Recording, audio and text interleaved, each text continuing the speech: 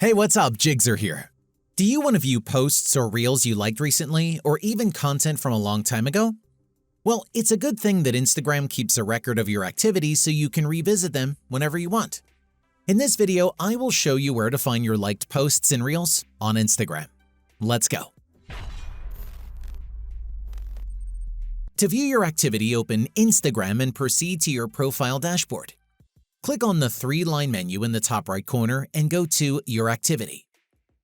Open the Likes option where you can browse through all the posts you have liked, which are ordered by default with the most recent activity at the top.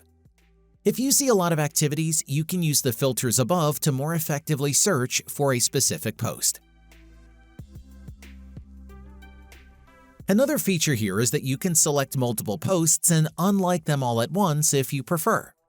To do this, click the Select option above, choose each post, and click Unlike to remove them from your activity.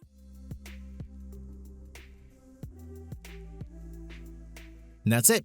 If I could help you, feel free to give this video a thumbs up and don't forget to subscribe. Leave a comment down below if you have any questions. See you next time. Bye.